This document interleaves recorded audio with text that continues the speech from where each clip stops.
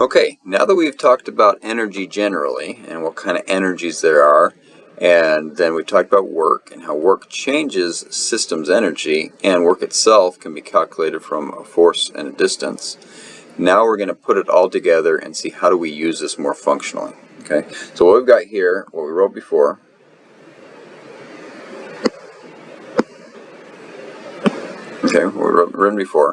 we've got our total work on the system will change that system's energy. Now, one way to think about that is that we start out with some amount of kinetic energy and some amount of potential energy. Okay, again, that system might have translational kinetic energy or rotational. It could have gravitational potential, spring potential, or chemical potential. Whatever it is, we'll just represent it by a K and a U initial. All right, so that's what you start with, and then something happens to your system. Either the environment does something to your system, or your system does work on the environment. Okay, and so that's a change in your system. And so with whatever you start with plus the change, you'll end up with your final energies. Okay, and your final energies could be in the form of kinetic, it could be in the form of potential, and it could be in the form of thermal energy. Okay, now the thermal energy itself could be almost say all the other energies and things that we can't really calculate well. So for example, it could be the true thermal energy, which we saw before, this KBT. That's the energy of motion of molecules. Okay, and or it could be some other ones. Like, it does take some of the energy that goes into a system rather than doing work outside the system or something like that. It could be in just making some small conformational changes to the protein itself, which aren't really doing anything, but it took energy. So there's things like that that it could have gone into. But broadly speaking, we'll just say it's kind of this thermal energy, this unusable energy that's of significance to a molecule, but it's just the other stuff. Okay, so that's how we can think about it. So how do we use this? Well, now we can think a little bit more details about our system, what our system is. So I gave this example before of a ball that falls. Okay, so if I do all my proper stuff, I have a coordinate system, I label all my variables, okay, and show the kinetic, the acceleration, the positions of velocities. Okay, I could choose a system to be just the ball. Okay, now in saying that, the reason why this ball falls is because of gravity, which is because of the Earth. Okay, so by choosing the system to be the ball, I'm assuming that the Earth is the environment, or part of the environment. In this case, the only significant thing in the environment. Okay, and so the Earth is going to do work on the ball. So how does that pan out? Well, we start with our general equation. This is our general equation. And we say, okay, what energies do we have to start? Well, is it moving when it starts? No, I just drop it, which means initially it's not moving. So that's 0. Okay, does it have any potential energy? Well, potential energy is an energy of interaction, which means there has to be something else interacting with the ball in the system. But by choosing the ball to be the system, that means the Earth is not in my system, which means though it's interacting with it, it's interacting through work. So there is no potential energy in this system initially. Okay, now there is work done because the Earth pulls down on the ball. Okay, so it applies a force and it goes over a distance. Okay, now in the final state, there is kinetic energy because it's moving now right before it hits the ground. It's now, for the same reasons as before, there's no potential energy because it's just the ball. There's no interactions in the system. And also, you can only have thermal energy if you include other things in the system. This ball itself is just a single thing. Okay, so it can't interact and create thermal energy. Now, technically, it can have thermal energy. The molecules of the ball can wiggle, but we're focusing this as like a particle. Just what's this particle doing as a center of mass motion? Okay, so this whole equation, which was fully general, now got reduced to just this. Okay, which is really nice. We can just say, okay, the total work will equal the final kinetic energy. So let's take the next step. Well, the total work is equal to a force times the distance, and that force is the force of gravity, and the distance it traveled is final minus initial. I chose down to be positive to make this easier. Okay, and so the total work done is then this value right here. Okay, all right, now what about the kinetic energy? So kinetic energy is equal to 1/2 mv squared, and I can't do much to that until this stage right here, and I can just start simplifying. So I know y0 is 0, okay, because that's where I started right there. That shows how I started at y0. And I can see that the masses cancel. So I'm left with just gy1 on this side and 1/2 v squared on that side. Okay. So solving for v final, I can multiply the 2 over, go up there, I get the 2, and then I have to take the square root of both sides. And doing so gives me v final square root of 2gh. Alright? Okay, now let's check a different system. Now, if I choose the system, I shouldn't change the physics. The end result should be the same. The thing about systems is just a cataloging way. It's being careful and analyzing nature. Okay? And so let's go ahead and now choose the system as the ball and the earth. If the earth's in the system, it can no longer do work because it's in the system. Okay? You can't do work on yourself. But now it has an initial potential energy because there's an interaction possible. Okay? It's still not moving for the same reason it wasn't moving before. Okay, so in the end, there's no thermal energy because there's no molecular motion on this. We're just talking about center of mass motion. Okay, it's at the ground, so the final potential energy is now 0. All right, and then it is moving. Okay, so looking at all those things, what drops down to just potential energy initial equals final kinetic energy. Alright, well, what is the potential energy in this case? It's gravitational potential energy, which is an energy of height. So we get mgh as our potential energy. Okay, and kinetic energy is the same as before, no different. And here, I've gotten to that same spot I was before, but a lot quicker. I can cancel out the masses, multiply the 2, take square root, and I get the same answer, square root of 2gh. So systems are, in a sense, arbitrary, but there are some systems that make solving nature easier than others. And that's the goal of systems. So sometimes the question is, here's a problem, what's the best system to pick? Now generally, not always, but generally, picking all the interacting things to be in your system are good, and usually better, but not all the time. It's usually anything, this is probably a better way of saying anything that you can define a potential energy for, so any interaction for which we have an equation to describe the potential energy, that you should probably pick that thing, that interaction in your system. Okay, and we'll see a lot of examples like that. Okay, so that is our idea of how to use potential or conservation of energy and a better idea about systems. So this equation here is the powerhouse. This is our major general equation. And just remember, we have a lot of sub-equations, different types of energy, different types of work done. Okay? All right, now let's move on to applying all these ideas of energy in graphical form.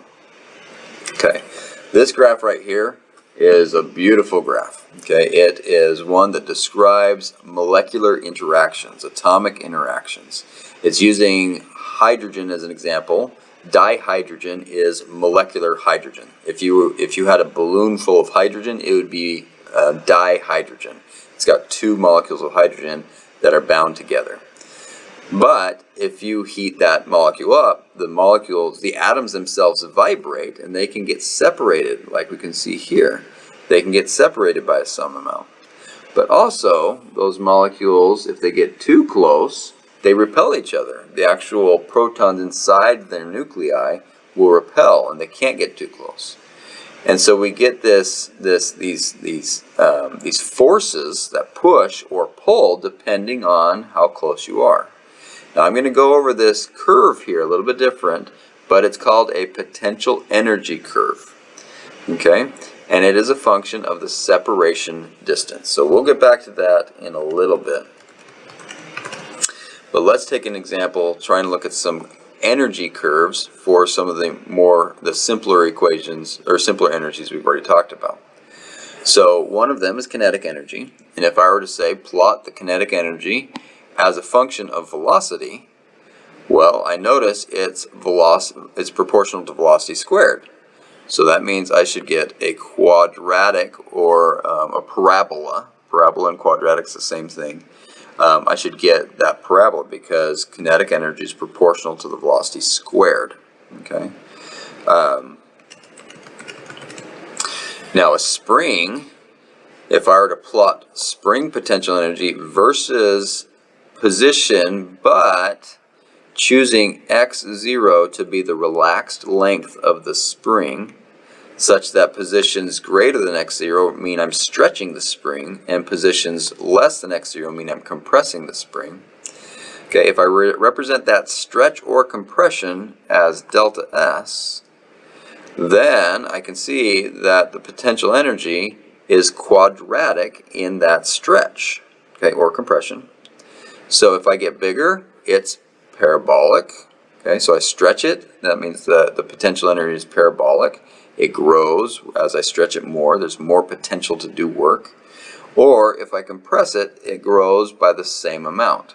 So I get a double-sided parabola here, a full parabola I should say. Okay, and that's due to the quadratic nature of a spring potential energy. All right, well that's cool. So what about the potential energy for a gravity? If we plot potential energy due to gravity as a function of height. So you can think about that for a second. If you're watching this, you should pause the video and see if you can draw the curve for that. Okay, I'm going to keep going, assuming that you've tried to do that on your own. Remember that potential energy for gravity is mgh. So when h is 0, the potential energy is 0. And when h is 2, the potential energy is mg times 2. And if the height is 4, then the potential energy doubled, and so on and so forth. It's linear. The idea is it's linear in h. If I double h, I double potential energy. And so that graph should be a straight line, and the slope would be everything in front of the h, which is mg. So the slope of this line actually tells us the force acting. Now we saw that fairly easily with this one because it's pretty simple, but that's actually true for all of these. Okay, any potential energy. Okay, any potential energy, you can find the force from the slope. Okay, so for example, if I look at the slope right there, I would get the force of the spring when it's stretched this much. Okay, now the springs, when you stretch it further, you get a bigger force, which is shown here by a steeper slope. Okay, so it makes sense. I know when I've played with springs, if I pull them harder and harder, they pull back harder and harder, and so that's how this quadratic curve forms. I can find the force from the slope of that curve. Okay. All right. So with that in mind, okay, let's take a look at when we try and talk about all the energies for a single object. So let's suppose we have something like a mass on the end of a spring. Okay, and then that spring has a relaxed length of, in this case, 4 meters. That's awfully big spring. Okay, but maybe we change this to centimeters. Okay, so 4 centimeters. So that's the relaxed length of this spring. Okay, now if I stretch or compress it, the potential energy grows quadratically. And so that's shown by this green curve. Okay, I've shown it, that US, I've shown it with the green curve. All right, and so it's quadratic, just like we saw before. It's symmetric about that that relaxed length of the spring. But what are these other lines I've got? Okay, so I could pull this string to 5 centimeters, 6, 7, 8, or in other words, 1, 2, 3, and 4 centimeters beyond its relaxed length. And it can just the potential to continue to grow quadratically. But this E total is one saying, I've put a limit on how much energy. The E total says, if you pull it to this point right here, then you've reached a maximum energy currently in the system. It doesn't mean this area of the curve on the potential shouldn't be there, because that potential energy just is a function of where it could be, not where it is. But the total energy says you're stopping right there. We're stopping right there. And so the only piece that's useful is from that point and lower. So total energy is a constant. That's one idea. If there's no work done, if I scroll up here, if there is no work done, okay, then so if this is 0, then the energy system doesn't change. It's conserved. That's what conservation means. Okay, and so if we go down, back to our graph, a conserved system means that the total energy is flat. It doesn't change no matter what's happening to the system. That is a sign of a conserved system, or that energy is conserved, is we have a flat total energy. Okay? Alright, so that's one thing that's important. A flat total energy means the energy is conserved. Where that flat total energy intersects with the potential energy means we have a stop. You can't go further than that. We call that turning points. Okay? So here it intersects. That means you can't stretch it beyond that 7.2-ish or something. Same thing here. We can't stretch it beyond the 0.8-ish. Okay, that's as far as it goes, because that's the total amount of energy I put into it. And I probably, if this is a spring, I put it into it by stretching it up to that point. Okay? So those are turning points. All right. Now, the thing that we can do is, if we know the total energy and we know the potential energy, we should be able to find the kinetic energy. Okay, if we assume there's no thermal energy in the system, we can assume that the potential turns into kinetic and the kinetic turns into potential, because the total must be conserved. Okay, so with that in mind, right here, the potential energy is 0. Well, the total energy hasn't changed, so it's up here, which means it's all kinetic. So the kinetic energy is maximum when the potential energy is minimum. Okay? Alright, now what about when we get to these turning points, right here and right here? Okay? Well, that says the potential energy is equal to the total energy. So how much is left over for kinetic? The answer is 0. There's nothing left over for kinetic. It's 0. Now you can see that there's kind of like this mirror image going on. We have this parabolic kinetic energy and this parabolic potential energy. And it's this kind of mirror image bounded by the total energy in 0. Okay? And that's going to be always true. The kinetic energy will always be a mirror image of the potential energy for a conserved system, again, where total energy is constant. All right, and so that's one thing we can check. So we can do some examples. So on this graph over here, I'm going to change my pen. I should do this one. Okay. So here's the potential energy. So it's this curve right here. Here's the potential energy as a function of position. And I can ask a variety of questions. A whole bunch of different questions. So let's do one that's similar to the example we just gave. If the total energy, total energy is 10 joules, then how much kinetic energy will it have when it's at 0, position of 0? Okay, so we're at a position of 0, and the total energy is 10. How much kinetic energy could it have? So you should pause the video and ask yourself. Write it down.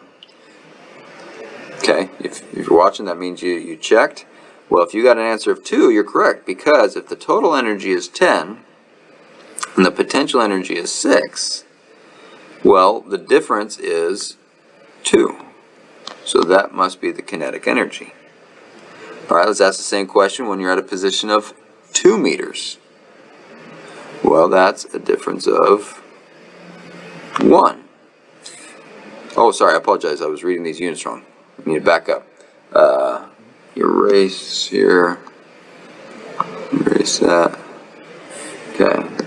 So that is a difference of 4. From 6 to 10 is a difference of 4. If you're thinking, Dr. Hale, you're a fool.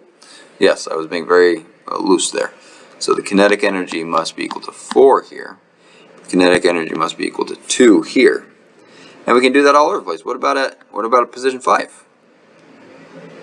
Okay. We have 2 units of potential energy, still 10 units of total energy, which means we have 8 units of kinetic. Okay, and you can do that across the whole thing. Okay, so let me erase all those.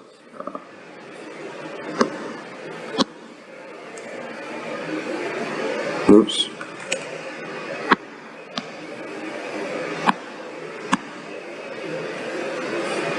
All right. So what if we are at, what if I change the total energy? What if I say the total energy is at 6? That's the total energy. So I'm going to draw, actually, let me draw it in a different color.